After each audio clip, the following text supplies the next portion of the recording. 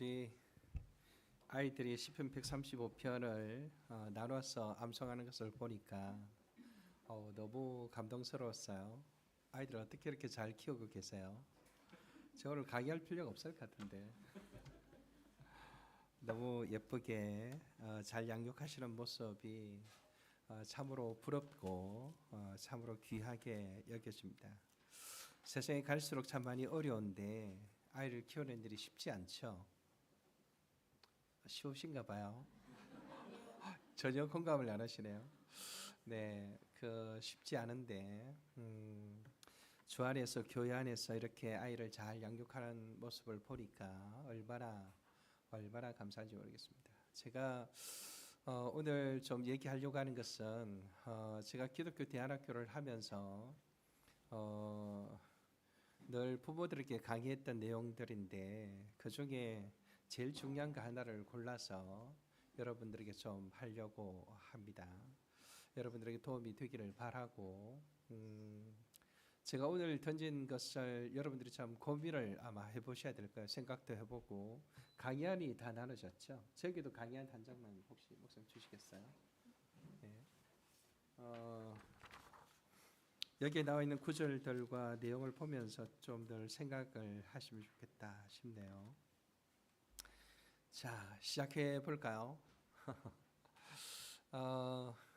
여러분 저는 이 지금 현재 김포장로교회를 시작한 지 3년 6개월 정도 됐고요. 우리 목사님보다 한 3년 늦었는데 3, 6개월 정도 됐고 고려동 땅에 전용 면적 35평 정도 홀을 얻어서 여러분들처럼 이렇게 예배를 주일날마다 하고 있습니다. 하고 있고 한 10년, 한 13년 전에는 2013년까지는 분당에 있는 샘물학교라고 혹시 아는지 모르겠어요. 대안학교 관심 있는 분들 알 텐데 거기서 교장으로 3년 있었고 그 전에는 독수리 학교라고 역시 여러분 혹시 아세요?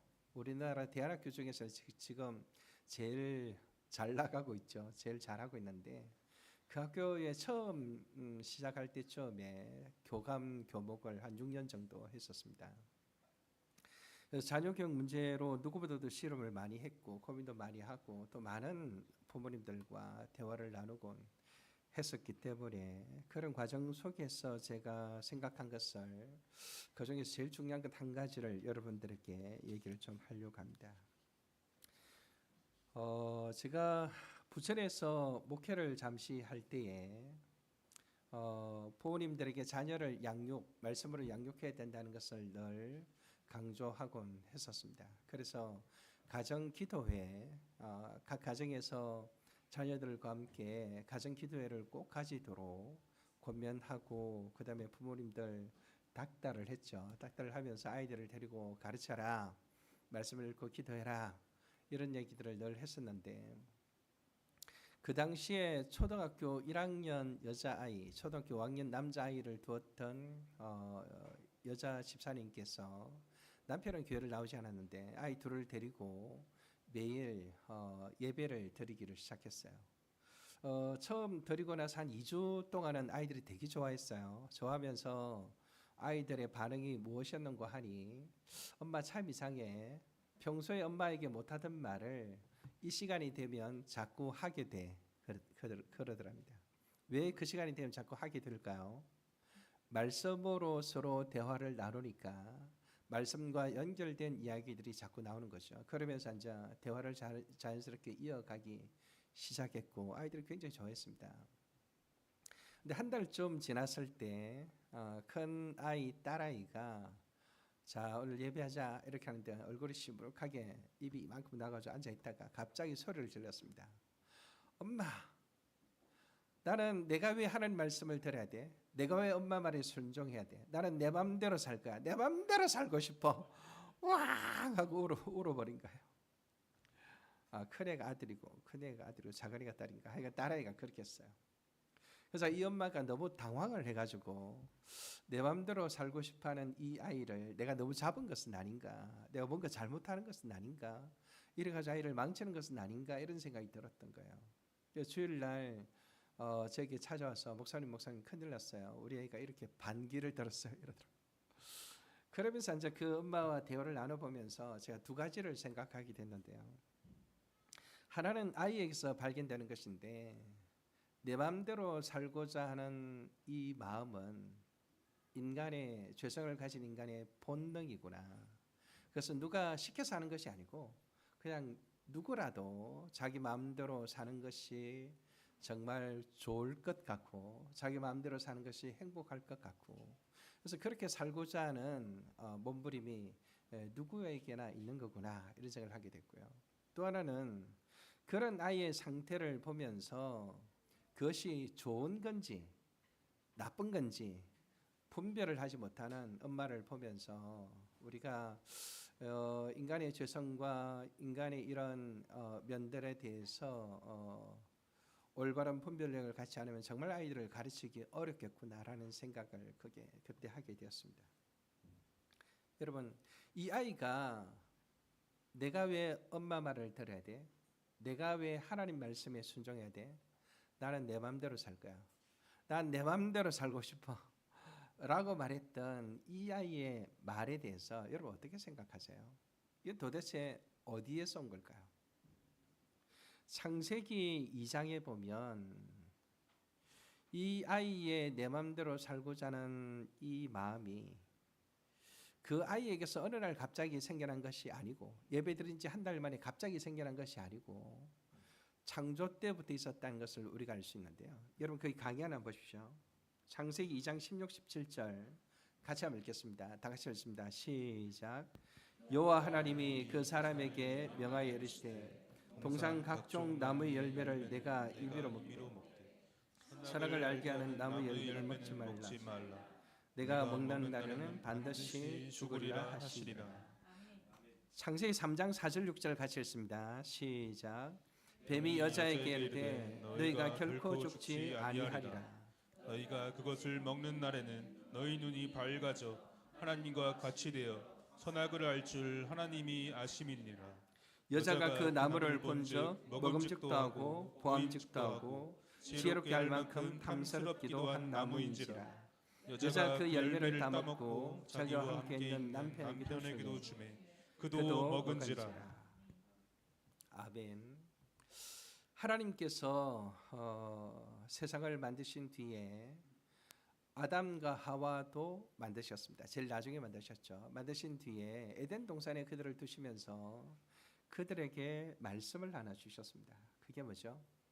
너희들이 동산에 있는 모든 것을 마음대로 먹어라. 그러나 동산 중앙에 있는 선악을 알게 하는 나무의 열매를 먹지 말라. 그것을 먹는 날에는 반드시 죽으리라 말씀하셨습니다. 근데 어느 날 하와가 동산을 다니다가 뱀을 만났는데 뱀이 하나님과는 다른 이야기를 하와의 귀 속에 들려주었습니다. 어떤 얘기를 들려줬죠? 그것을 먹는 날에는 너희의 눈이 밝아질 것이다. 그죠? 그리고 하나님처럼 될 것이다. 그 말을 듣고 나니까 갑자기 금단의 열매로 보였던 선악과가 먹음직도 하고 보암직도 하고 지혜롭게 할 만큼 탐스러운 열매로 보이기 시작했습니다. 여러분 우리가 어떤 말을 듣느냐에 따라서 보는 게 달라집니다. 어떤 말을 듣느냐에 따라서 생각하는 것이 달라집니다. 어떤 말을 듣느냐에 따라서 우리가 유혹을 받는 정도가 현저하게 차이가 납니다. 하와가 뱀의 말을 듣고 나자 이 선악과가 먹으면 안 되는 열매로 보이는 것이 아니라 먹으면 좋겠다라는 열매로 보이기 시작한 것입니다. 그때 만약에 하와가 하나님의 말씀을 굳게 붙들고 자기를 부인했다면 열매를 먹었을까요? 먹을 수가 없겠죠. 근데 하나님의 말씀을 버리고 눈에 보이는 대로 자기 마음이 동하는 대로 그 열매를 따먹은 것입니다. 그렇죠? 그렇게 내 마음대로의 삶이 시작된 것입니다. 죄가 그렇게 이 땅에 들어왔고 사실은 내 마음대로의 삶은 하나님께 반역하고 하나님의 말씀을 버린 자의 삶이다. 이렇게 말할 수 있습니다. 이러한 내용이 에덴 동산에서만 있었던 것이 아니라 그 뒤에 계속해서 드러나는 것을 볼 수 있는데요. 여기 창세기 4장 6절에서 7절을 같이 한번 읽겠습니다. 창세기 4장 6절에서 7절 같이 읽겠습니다. 여호와께서 가인에게 이르시되 내가 분하여함은 어찌 됨이며 안색이 변함은 어찌 됨이냐. 내가 선을 행하면 어찌 낯을 들지 못하겠느냐. 선을 행하지 아니하면 죄가 문에 엎드려 있느니라. 죄가 너를 원하나 너는 죄를 다스릴지니라. 아멘. 여기 타이틀이 아담과 하와라고 되어 있는데 가인과 아벨로 고치세요. 가인과 아벨을 보면 가인과 아벨이 하나님께 제사를 드렸습니다. 여러분 기억나세요?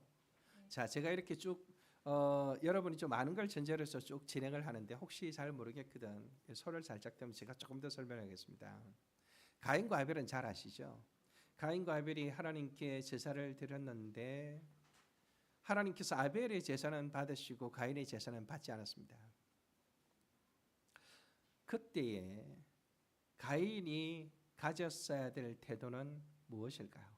우리 중학생, 고등학생, 우리 자녀들이 앉아 있는데 한번 물어볼까요? 중학생 한번 손 들어보세요. 중학생. 중학생 누구예요? 혼자? 그 다음에 초등학생. 초등학생, 고등학생. 고등학생 없어요? 아, 좋아요. 중학생 언니한테 제가 물어볼까요? 가인과 아벨이 하나님께 제사 드린 이야기는 알죠? 아벨의 제사는 하나님이 받으시고 가인의 제사는 받지 않으셨어요. 왜 그랬을까라는 생각은 해볼 수 있을 것 같은데 그때의 가인이 어떻게 해야 좋았을까요?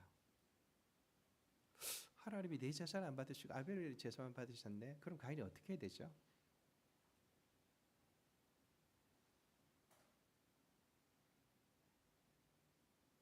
아무 대답도 괜찮아요.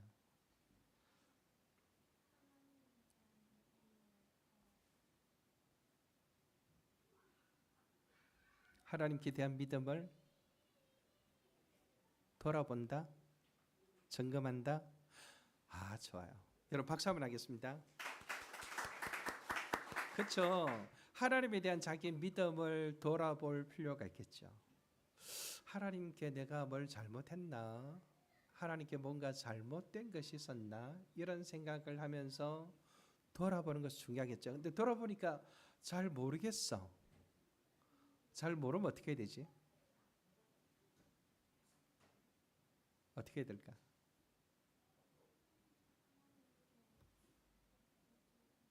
하나님께 여쭤보면 된다.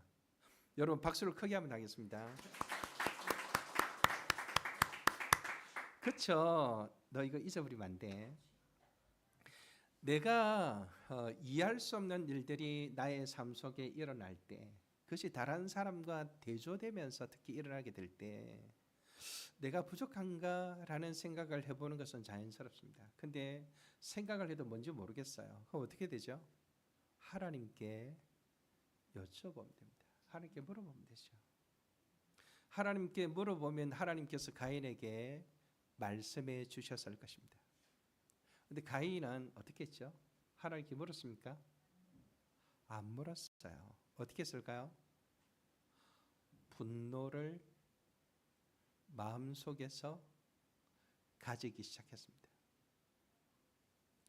동생 아벨을 미워하기 시작했습니다. 사실은 제사를 왜 안 받으셨는지 하나님께 좀 물어봤으면 우리의 궁금증도 좀 해결됐을 텐데 베드로가 늘 질문하듯이. 근데 가인이 물어보지 않고 스스로 하나님 위에 올라서서 아니 내 제사를 안 받다니 이럴 수가 저 아벨 저놈이 나를 대신해서 저렇게 하나님의 칭찬을 받고 하나님의 인정을 받고 나는 도대체 뭐야 이런 식의 생각으로 분노에 사로잡히기를 시작했던 거예요. 그때 하나님께서 가인에게 주신 선물이 있었는데 그 선물이 뭔가 하니 말씀이었습니다. 그게 바로 지금 우리가 읽었던 6절과 7절입니다. 가인아, 너가 분하여 하면 어찌 됨이며 안식이 변하면 어찌 됨이냐? 너가 선을 행하면 어찌 낯을 들지 못하겠느냐? 선을 행하지 않으면 죄가 문에 엎드리니라. 문에서 금방이라도 쳐들어오려고 기다리고 있는 거예요. 그 다음에 아주 중요한 내용입니다. 한번 따라합시다. 죄가 너를 원하나 너는 죄를 다스릴지니라. 한 번 더 할까요? 잊어버리면 안 됩니다. 죄가 너를 원하나 너는 죄를 다스릴지니라. 여러분, 내 맘대로 하는 것이 정말 내 맘대로 하는 줄 알았는데 하나님은 뭐라고 말하죠? 내 맘대로라는 것은 죄 마음대로 하는 거다라는 걸 보여주는 거죠. 만약에 가인이 하나님께서 주신 이 선물을 꼭 붙잡고 자기 자신을 다스렸다면 어떻게 됐을까요? 인류 최초의 살인은 없었겠죠. 그렇죠.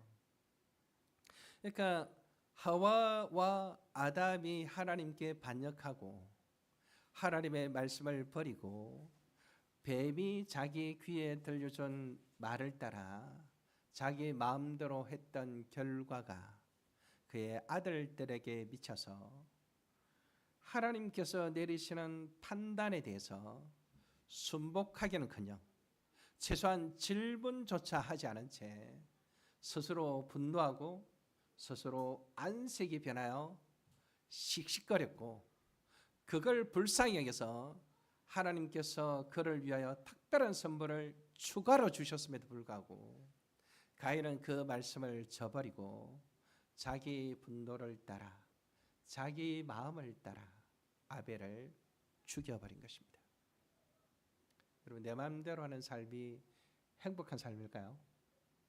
내 마음대로 하는 삶이 하나님의 백성된 마땅한 삶일까요? 우리는 우리 시대에 너무나도 자기 마음대로 사는 삶, 인본주의적인 세계 속에 살고 있기 때문에 내 마음대로 사는 삶이 정말 우리에게 행복을 줄 것처럼 생각하고 그렇게 착각하고 그렇게 세뇌되어 있는 사람들이 너무나 많습니다. 그런데 성경에 이 두 가지 내용만 봐도 그렇지 않다는 것을 알 수 있죠. 그리고 몇 세대가 지나서 라멕이 나오는데요. 창세기 4장 23절과 24절을 같이 읽겠습니다. 같이 읽습니다. 라멕이 아내들에게 이르되 아다와 실라여 내 목소리를 들으라. 라멕의 아내들이여 내 말을 들으라. 나의 상처로 말미암아 내가 사람을 죽였고 나의 상함으로 말미암아 소년을 죽였도다. 가인을 위하여는 벌이 7벨진데 라멕을 위하여는 벌이 77베일이로다 하였더라. 아멘. 마태복음 18장 21절에서 22절 같이 읽습니다. 시작. 그때 베드로가 나와 이르되 주여 형제가 내게 죄를 범하면 몇 번이나 용서하여 주리이까? 7번까지 하오리이까? 예수께서 이르시되 내게 이르노니 7번뿐 아니라 7번까지라도 할지니라. 아멘. 라멕이라는 사람이 등장하는데 라멕의 검의 노래라고 불리워지는 아주 무시무시한 얘기가 나오죠. 여기에 보면 이미 하나님이 세워놓으신 창조 질서가 급격히 무너지고 있음을 알 수 있습니다. 뭘 보면 알 수 있을까요? 우리 초등학생들한테 물어볼까요? 하나님의 질서의 어떤 면이 무너지고 있을까요? 23절을 볼 때 혹시 아는 사람? 내가 상이라도 좀 가져왔어야 되는데 뭘 이렇게 주면서 해야 되는데 뭐가 무너지고 있을까요?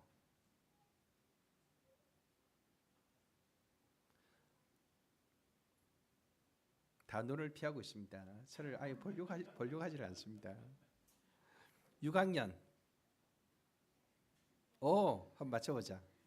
23절에 라멕이라는 사람의 이 말 속에서 잘못된 게 뭐가 있을까요? 뭐든지.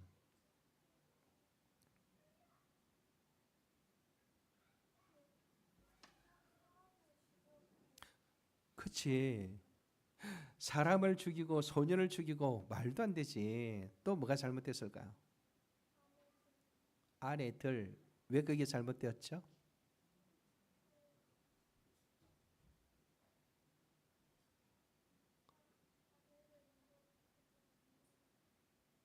뭐라고? 여러분 박수. 목사님 아주 잘 가르치시는 것 같아요. 그죠? 너무 훌륭해. 맞아. 창세기에 보면 하나님이 만드신 가정은 한 남자와 한 여자가 결혼하는 거죠. 그죠? 그래서 아내를 열어둔다는 것은 무슨 말일까요?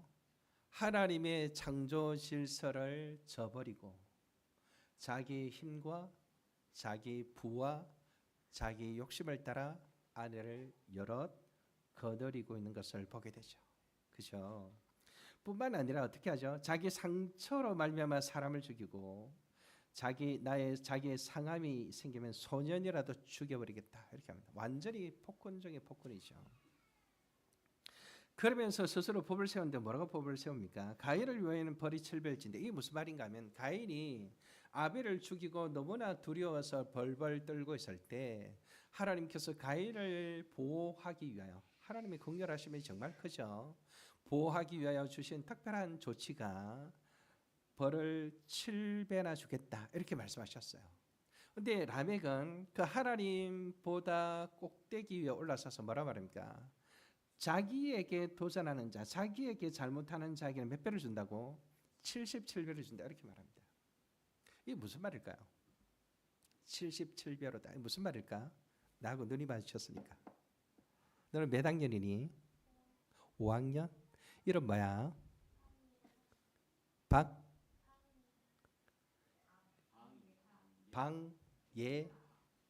예하? 예하 이름 너무 예쁘다 그치? 예하야 여기 77배란 말이 무슨 말일까?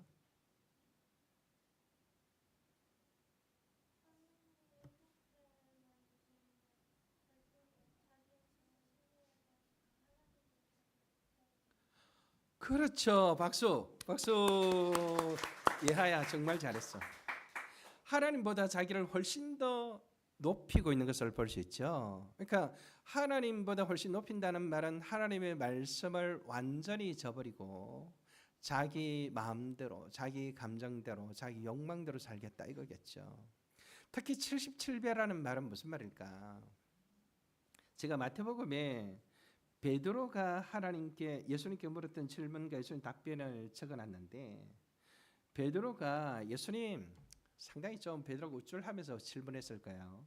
형제 내게 죄를 범하면 7번 용서하면 됩니까? 7번은 완전수입니다. 7번씩이나 용서한다면 엄청 용서하는 것 아닙니까? 이렇게 질문을 했죠. 그래서 예수님께서 뭐라고 말했죠? 7번뿐 아니라 7번을 70번까지라도 할지니라 이 말을 합니다. 7번을 70번 한다는 말이 490번을 말할까요? 예하야 490번을 말할까요? 뭘 말할까요? 계속 용서해라. 박수. 너무 좋아. 너희들이 대답을 잘하니까 내가 얼마나 신나는지 몰라. 엄마들도 지금 잠에서 깼어. 너희들이 말하니까. 그렇지. 계속 용서란 말이지. 여기 예수님 말씀하신 7번을 70번이란 단어와 라멕이 말한 77배란 단어가 같은 단어입니다. 히브리어를 헬라어로 번역한 헬라어 성경과 마태복음 18장 22절의 헬라어 성경을 보면 같은 단어입니다. 그래서 히브리어를 77로도 읽을 수도 있고 7번씩 70번이라고 읽을 수도 있습니다. 그 말은 무슨 말일까요? 예수님께서 라멕의 말을 염두에 두고 이 말씀을 하신 거예요. 예수님이 하신 말씀은 계속 용서해라. 무조건 용서해라 이 말입니다. 하나님께서 우리에게 거하셨던 것처럼. 그게 일반 달란트 비유와 200데나리온의 비유잖아요. 그죠? 무조건 용서해라 이 말이고요. 라멕의 말은 무슨 말일까요? 죽어도 용서하지 않겠다 이 말이죠. 죽어도 용서하지 않겠다. 그 말이죠. 자, 내 맘대로 사는 삶이 아담에게서 시작되어서 가인에게 이르고 몇 세대를 걸치면서 라멕이 이러니까 그 삶이 얼마나 무시무시한가라는 것을 우리가 알 수 있습니다. 그렇죠? 그러면 자, 상당히 시간이 많이 지나서 사사시대는 어땠을까요? 사사기 17장 6절 그리고 신명기 12장 8절을 같이 읽겠습니다. 시작. 그때에는 이스라엘에 왕이 없었으므로 사람마다 자기 소견에 옳은 대로 행하였더라. 우리가 오늘 여기에서는 각기 소견대로 하였거니와 너희가 거기에서는 그렇게 하지 말지니라. 아멘. 사사기를 두고 성경이 쭉 기록을 하면서 여러 가지 얘기를 하는데 그 중에 우리가 굉장히 주목할 만한 구절이 이 구절입니다. 그때는 이스라엘에 왕이 없었으므로 사람들마다 자기 소견에 옳은 대로 하였더라. 여러분 이스라엘 백성들이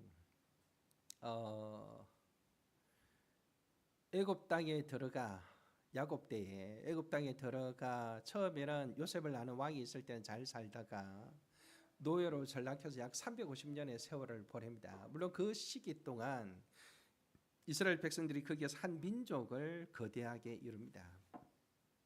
장정만 60만 명이었죠.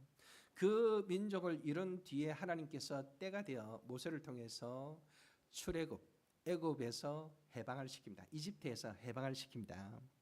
해방을 시켜서 약속의 땅 가나안으로 우여곡절 끝에 40년이라는 세월을 보낸 뒤에 가나안 땅에 들어가게 하고 요수아 장군을 필두해서 여호와의 전쟁에서 승리하게 하십니다. 그 어떻게 될까요? 그 약속의 땅에 들어가서 하나님이 주신 율법을 가지고 보란 듯이 하나님 나라를 멋있게 세워야 되지 않았을까요? 그죠? 저는 옛날에 성경을 잘 모를 때에는 이스라엘 백성들이 가나안 땅에 들어가서 사울과 그다음에 다윗과 솔로몬의 영광이 그때 있었구나. 그 사이에 사사시대라는 350여 년의 세월이 있었다는 것을 전혀 생각하지 못했습니다. 네, 여러분 이스라엘 백성들이 그 땅에 들어서 어떻게 했습니까? 약 350여 년의 세월 동안 너무나도 암울하고 너무나도 고통스럽고 너무나도 수치스러운 세월을 보내고 말았습니다.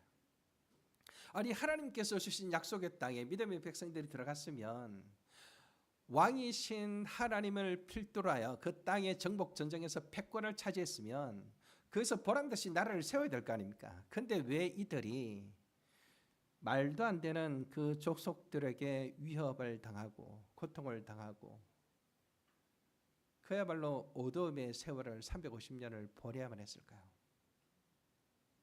이유는 딱 하나입니다. 자기 소견에 옳은 대로 살았기 때문입니다. 그죠? 그걸 미리 알았던 모세가 이스라엘 백성들이 요단강을 건너기 전에 마지막으로 설교했던 내용이 신명기인데 마지막으로 설교를 하면서 했던 말이 12장 8절이에요. 오늘 우리 성경 봉독자가 읽었던 본문이죠. 12장 8절 다시 한번 읽겠습니다. 시작.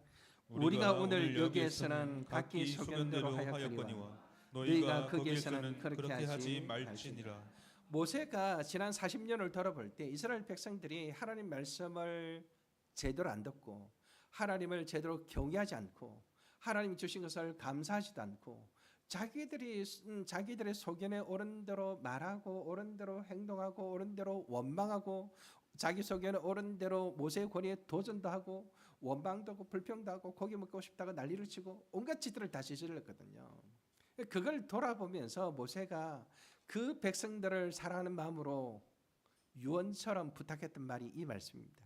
너희가 지금 여기에서는 각기 소견대로 하였지만 제발 거기에 가거든 그렇게 하지 말라. 소견대로 살지 말고 어떻게 살아라? 시내산에서 여호와 하나님께서 주셨던 약속의 말씀을 붙들고 그 약속의 말씀에 순종하며 살아라 라고 신신당부한 말씀이 바로 12장 8절이에요. 근데 이스라엘 백성들이 어떻게 살았죠?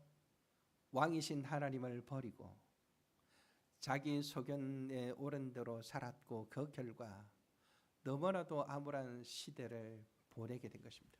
저는 크리스찬들 중에 많은 사람들이 예수님을 믿고 구원받았다고 하지만, 그죠? 예수님을 믿고 구원받았다고 하지만 여전히 자기 소견에 옳은 대로 삶으로 말미암아 사사시대와 같은 삶을 살아가는 사람들이 참 많다는 것을 종종 보게 됩니다. 내가 왕이었던 삶에서 하나님을 왕으로 모셔드리는, 세례를 받고 구원받아 하나님의 백성이 되는 그런 변화의 시기가 있었음에도 불구하고 여전히 사사시대와 같은 삶을 살아가는 사람들이 얼마나 많은지 몰라요. 얘들아, 너희들은 그런 삶을 살면 안 돼. 그지? 예수님이 우리의 왕이시고 예수님께서 우리에게 주신 말씀이 있으니 그 말씀에 따라 살면 어떻게 될까요? 사사시대와 같은 어두운 삶을 사는 것이 아니라 다윗과 솔로몬에게 주셨던 하나님의 영광, 하나님의 은혜를 누리는 삶을 살게 될 것입니다. 그렇죠? 그 삶을 살기를 바랍니다. 자, 이사야서로 오면, 선지 시대로 오면 어떨까요? 이사야서 65장 2절에 보면 같이 한번 읽겠습니다. 같이 읽습니다. 내가 종일 손을 펴서 자기 생각을 따라 옳지 않은 길을 걸어가는 패역한 백성들을 불렀나니. 자, 여기에 보면 구약의 복음서라고 일컬어지는 이사야서를 보면 너무나 분명하게 그 시대, 그 당시의 이스라엘 백성들의 상태를 알 수 있는데, 이사야가 이렇게 외칩니다. 내가 종일 손을 펴서 자기 생각을 따라 옳지 않은 길을 걸어가는 패역한 백성들을 불렀나니. 이게 이사야를 통해서 하나님께서 이스라엘 백성들에게 주신 말씀이에요. 자기 생각을 따라 옳지 않은 길을 걸어가는 사람들이 누구일까요? 이스라엘 백성들입니다. 그들을 두고 하나님께서 뭐라고 평가하십니까? 패역한 백성들이라 이렇게 말하죠. 자기 생각을 따라 걸어가는 길은 옳지 않은 길이고 패역한 길입니다. 하나님의 말씀에 순종하며 가는 길은 옳은 길이고 행복의 길입니다. 그렇죠? 하나님께서는 선지자들을 보내어 끊임없이 말씀하셨습니다. 돌아오라, 돌아오라, 돌아오라. 그죠? 근데 이스라엘 백성들은 계속해서 하나님을 거역했고 그 결과 어떻게 됐습니까? 모세가 출애굽한 때가 BC 1500년경이었습니다. 1500년경이었죠. 그죠? 그 뒤에 사사시대를 지내고 사울이 왕으로 등극한 때가 960년, 1050년, 1040년경이었습니다. 1050년경이었습니다. 그 다음에 다윗이 왕으로 등극한 때가 약 1010년경이었고, 그리고 솔로몬이 등극한 때가 970년. 솔로몬이 죽고 나서 두 나라가 나눠진 때가 약 930년 이렇게 됩니다. 그 세월을 보내는 동안 하나님께서 끊임없이 선지자를 보내 말씀하시고 또 말씀하셨습니다. 그런데도 불구하고 그들이 하나님께 돌아오지 않자 어떻게 됩니까? BC 722년에 아수르에 의해서 북이스라엘이 멸망하고 930년에 북이스라엘과 남유다로 나눠졌던 이스라엘이 722년에 북쪽이 먼저 멸망하고 586년에 남쪽이 멸망을 합니다. 너무나 안타깝죠. 그렇죠? 내 맘대로 산 결과는 하나님의 심판과 멸망이었습니다. 그나마 하나님께서 그들을 사랑하시고 아브라함과 다윗과 맺은 언약을 기억하사 그의 백성들을 남겨놓으셨기 때문에 그들이 다시 포로에서 돌아와 나라를 건설할 수 있었지. 이스라엘 백성들이 한 짓을 보면 결코 용서받을 수 없는 일들이었다. 이렇게 말할 수 있습니다. 자, 그러면 신약 시대는 어떨까요? 디모데후서 3장 1, 2절을 같이 한번 읽겠습니다. 시작. 너는 이것을 알라. 말세에 고통하는 때가 이르러 사람들이 자기를 사랑하며 돈을 사랑하며 자랑하며 교만하며 비방하며 부모를 거역하며 감사하지 아니하며 거룩하지 아니하며. 이 내용들을 보면 2000년 전에 바울이 디모데에게 쓴 편지인데 어떻게 오늘날 우리 세계를 이렇게 정확하게 묘사하고 있을까 싶을 정도죠. 그죠?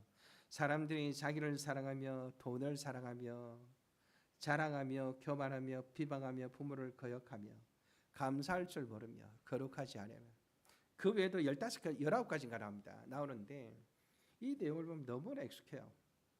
2000년 전에. 여러분 2000년 전에 이 내용과 오늘날이 비슷한 이유가 뭘까요?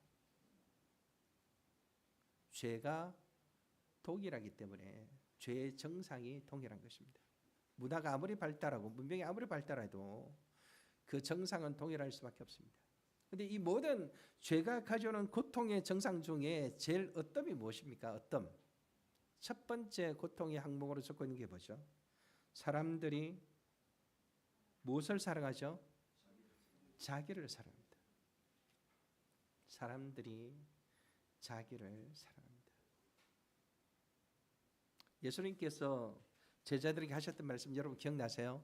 누구든지 나를 따르거든 자기를 사랑하고 날마다 자기 십자가를 지고 나를 쫓아올 것이니라. 맞습니까? 자기를 부인하고 그렇죠. 그렇죠. 예수님께서 말씀하시기를 누구든지 나의 제자가 되려거든 자기를 부인하라. 이것이 예수님 말씀이었는데 말세가 이렇게 되면 사람들이 보여주는 가장 두드러진 특징이 뭐라고요? 자기를 사랑하는 것입니다. 자기를 절대시하고 자기 감정을 절대시하고 자기에게 어떤 도전도 허락하지 않는 그렇죠. 자기를 절대시하는 두 사람이 만나면 함께 할 수가 없는 것입니다. 그렇죠. 갈라디아서 2장 20절을 같이 한번 읽겠습니다. 갈라디아서 2장 20절 시작.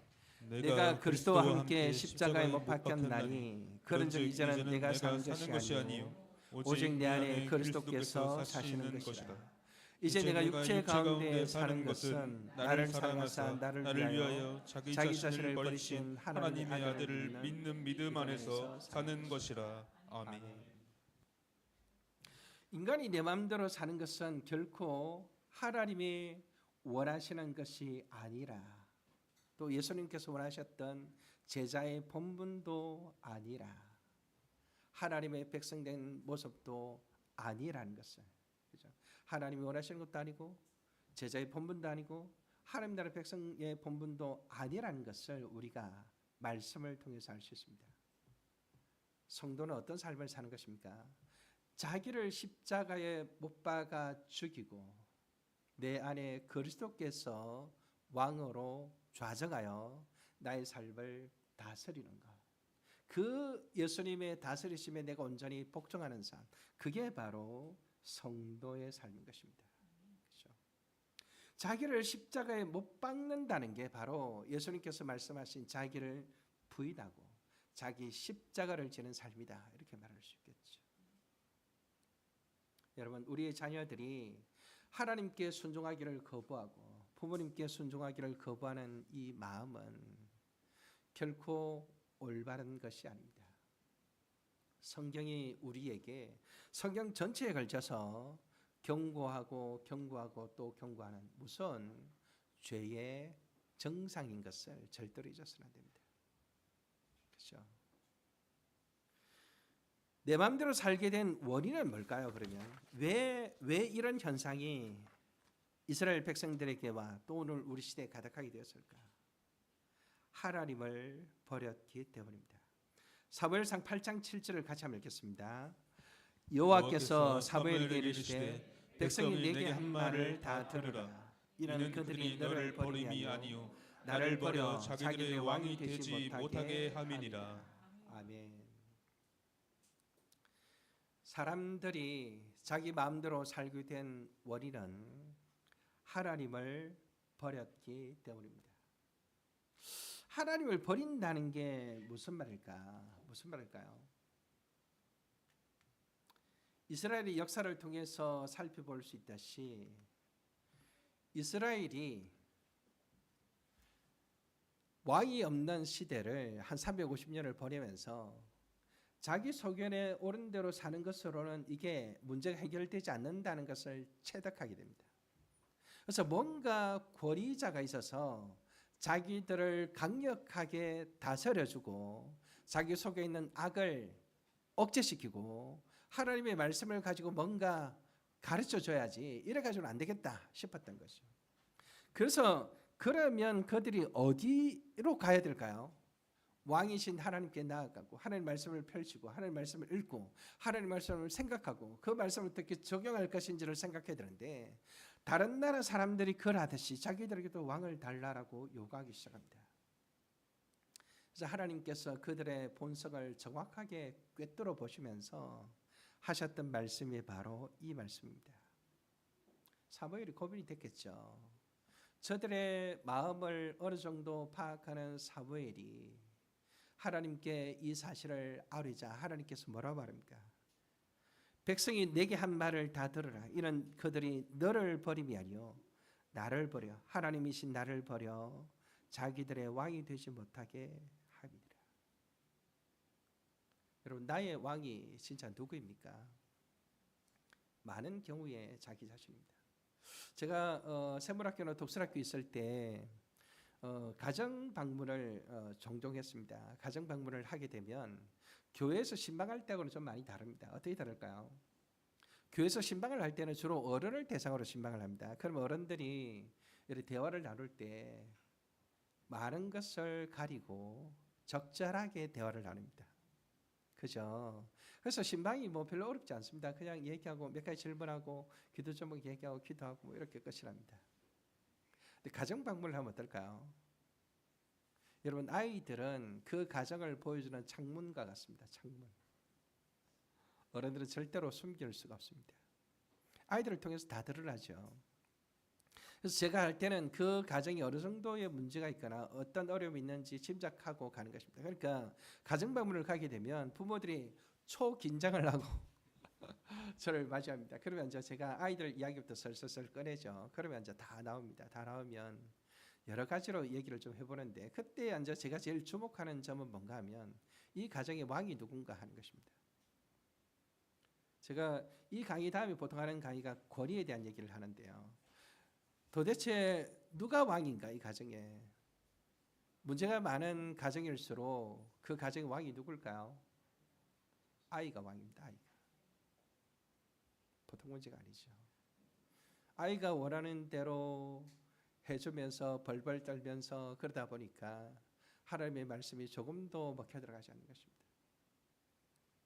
제가 오래전에 독서학교 있을 때 어떤 학부모가 중학교 1학년 아이를 우리 학교에 보내서 우리가 기도원에 가서 앉아 같이 부모님들하고 같이 기도도 하고 삶을 나누는데 한 엄마가 그런 얘기했던 게 제가 참 평생 잊을 수가 없습니다.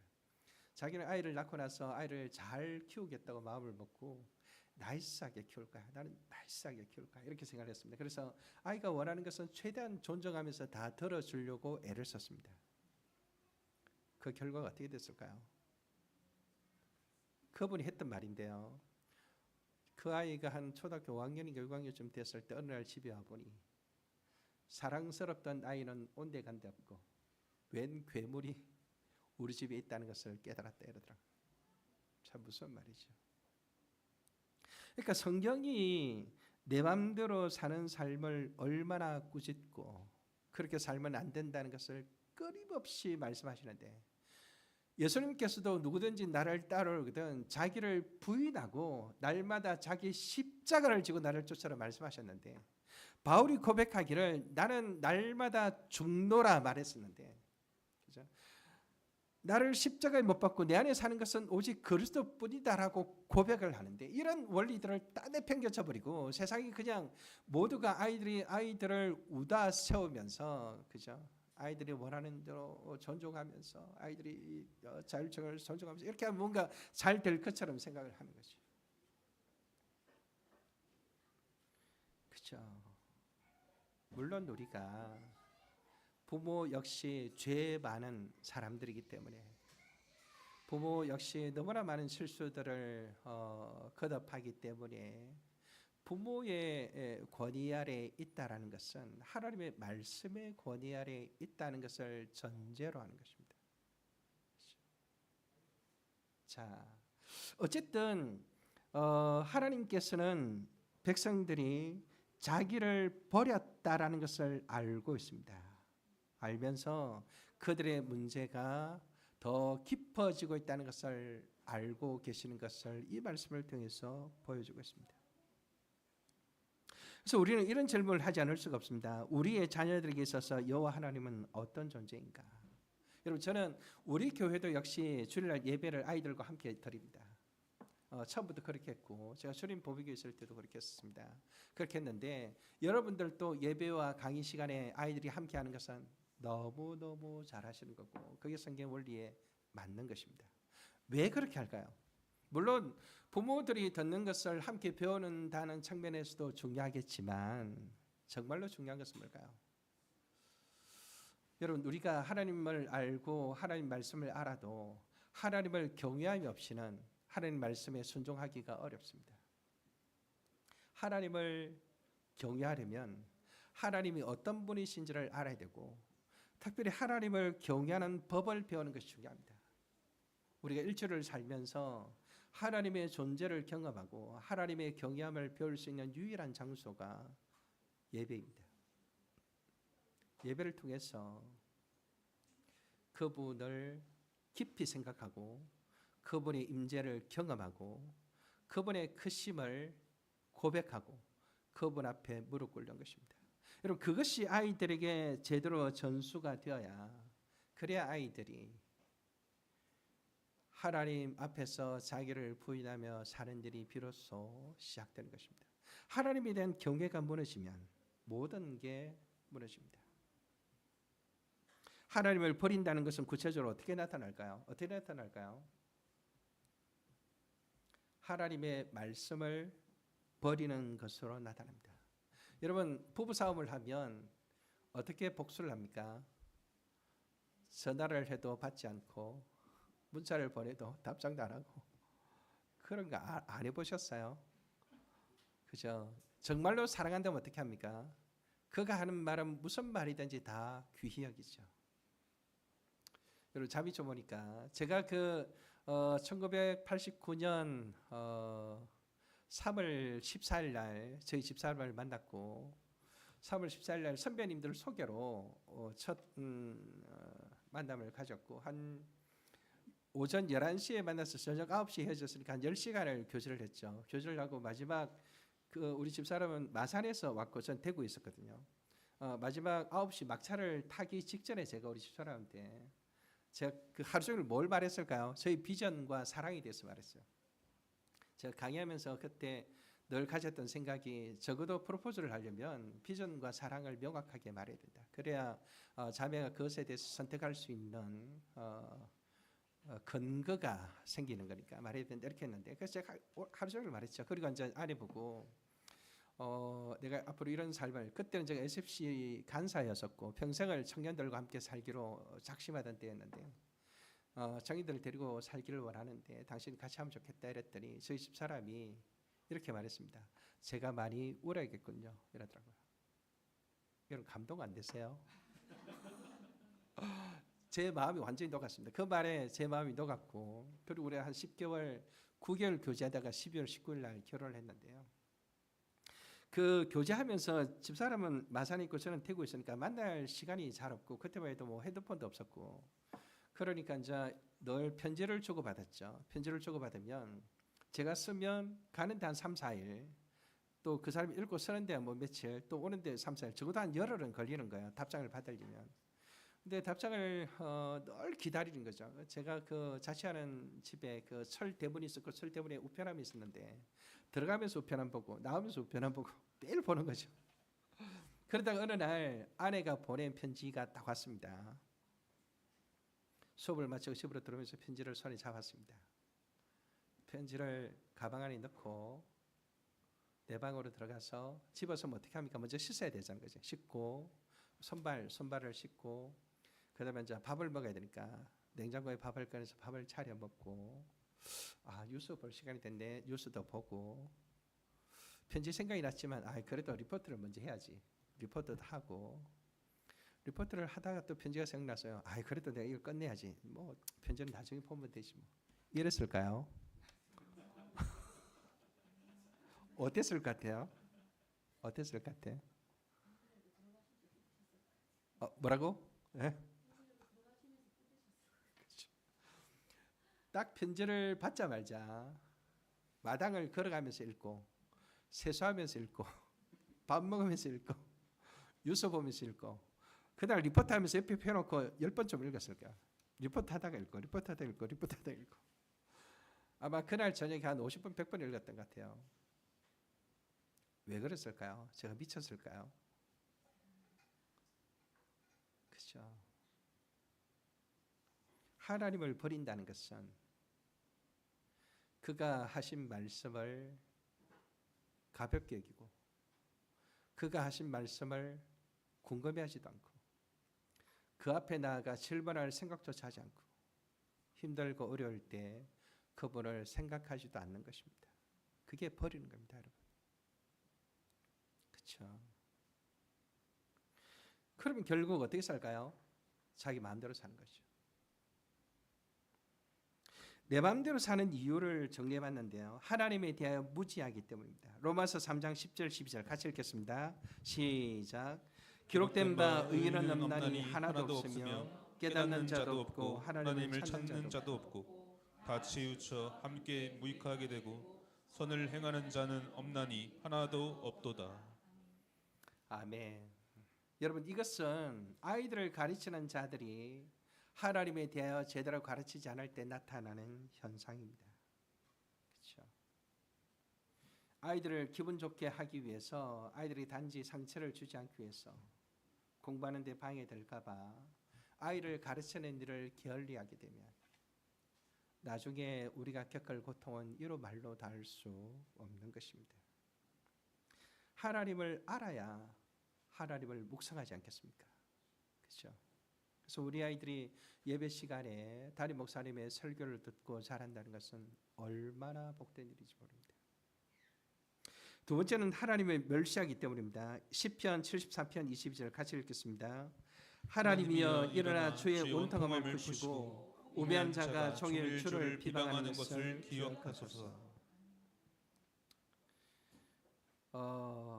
우리는 매우 진지하게 물음을 풀려고 했는데요. 우리의 자녀는 예배를 귀중히 여기는가? 예배 그 무엇도 바꾸지 않을 절대적인 우선순위가 있는가? 혹 예배를 가볍게 여기지는 않는가? 하나님을 멸시하느냐 하지 않느냐 하는 것은 예배와 말씀에 대한 우리의 태도를 살펴보면 금방 알 수 있습니다. 제가 세례를 줬던 한 형제는 세례를 주고 이 사람이 변화되기 시작하자 큐티를 제가 가르쳤거든요. 큐티를 얼마나 열심히 하는지. 그래서 한 번은 그때 그분이 50대 중반이었어요. 그분이 제가 큐티 열심히 하는 것을 칭찬을 했습니다. 공개적으로 칭찬을 한번 했더니 그분이 저에게 이렇게 말하더라고요. 목사님, 저는 아침에 일어나면 하나님께서 저에게 무슨 말씀하실지 궁금해요. 궁금하다는 거예요. 그죠? 궁금하니까 자기는 큐티를 하지 않을 수가 없다는 거예요. 우리가 아침에 일어나서 삶을 시작하면서 하나님이 생각나지 않고 하나님 말씀을 생각하지도 않고 하나님 말씀을 펼치지 않고 하나님 앞으로 나아가지 않는다는 것은 무엇을 말하는 걸까? 제가 이런 식으로 강의했더니 어떤 권사님이 그런 질문을 하더라고요. 목사님 그러면 성경 안 읽는 것은 심각한 문제네요. 이러더라고요. 성경 안 읽는 것은 심각한 문제입니다. 그래서 마치 내가 집사람과 데이트를 하는데 연애를 하는데 우리 집에 온 편지를 들고 가방 안에 넣고는 저녁에 할 일 다 하고 생각났지만 보지도 않고 자는 것하고 똑같은 것입니다. 그러면 제가 장가를 갔겠습니까, 여러분? 못 갔겠죠. 어떻게 가겠습니까? 그죠? 하나님과 우리의 관계도 마찬가지입니다. 내가 정말로 하나님을 사랑하고 그분을 경외하고 그분을 소중히 여긴다면 그분이 하신 말씀을 소중히 여겨야 되죠. 갈급해야 되죠. 찾아보고 싶어야 되죠. 그죠? 자, 그럼 어떻게 하면 내 마음대로 사는 죄인인 우리의 자녀들을 말씀대로 사는 제자로 만들 수 있을까? 하나님께서는 이 일을 행할 권위자를 세우셨는데 두 가지 권위자가 있습니다. 하나는 부모이고 또 하나는 스승입니다. 신명기 6장 4절에서 7절 우리가 잘 아는 구절인데 같이 한번 읽겠습니다. 이스라엘아 들으라. 우리 하나님 여호와는 오직 유일한 여호와이시니 너는 마음을 다하고 뜻을 다하고 힘을 다하여 내 하나님 여호와를 사랑하라. 오늘 내가 내게 명하는 이 말씀을 너는 마음에 새기고 내 자녀에게 부지런히 가르치며 집에 앉았을 때든지 길을 갈 때든지 누워 있을 때든지 일어날 때든지 이 말씀을 강론할 것이며. 여러분, 이게 사람이 자기 스스로 자기 마음대로 사는 것이 잘못됐다는 것을 깨닫고 하나님 앞으로 갈 수 있으면 얼마나 좋겠습니까? 근데 그게 안 됩니다. 그래서 하나님께서 권위자를 세우사 자녀를 가르쳐 하나님께로 이끄시는데 그 첫 번째 권위자가 부모입니다. 여러분, 이스라엘 백성들이 애굽에서 노예 생활을 하다가 해방되었습니다. 그 노예로 살았던 삶이 300년이 넘었습니다. 그들의 지적인 수준이나 그들의 어떤 삶이 어땠을까 하는 것은 능히 짐작이 되는 것입니다. 그런데 하나님께서 시내산에서 말씀을 주시면서 바로 그 부모들에게 말씀을 새기고 가르치라고 명령합니다. 우리는 이런 질문을 해볼 수 있습니다. 부모가 그렇게 가르칠 만한 자격이 있었을까? 가르칠 만한 지식이 있었을까? 이런 생각을 해보지 않을 수가 없습니다. 근데 하나님께서는 그럼에도 불구하고 부모가 자녀를 가르치도록 부모에게 자녀 가르침에 일차적인 권위를 주셨습니다. 그만큼 부모의 가르침이 중요하기 때문입니다. 여러분, 올바른 권위는 가르침을 통해서 나옵니다. 잘 배우면 권위가 저절로 세워집니다. 배움이 없으면 권위가 세워지지 않습니다. 아이들이 부모의 말을 안 듣는 이유가 뭔지 아세요? 부모로부터 배우는 게 없으면 부모의 말을 무시하는 게 당연합니다. 그러면 요즘 유튜브도 있고 온갖 세상의 지식들이 많은데 부모가 자녀에게 뭘 가르친다는 말입니까? 라는 질문을 하는 분도 계시더라고요. 뭘 가르쳐야 될까요? 세상이 아이들에게 주지 않는 하나님의 말씀을 가르치면 됩니다.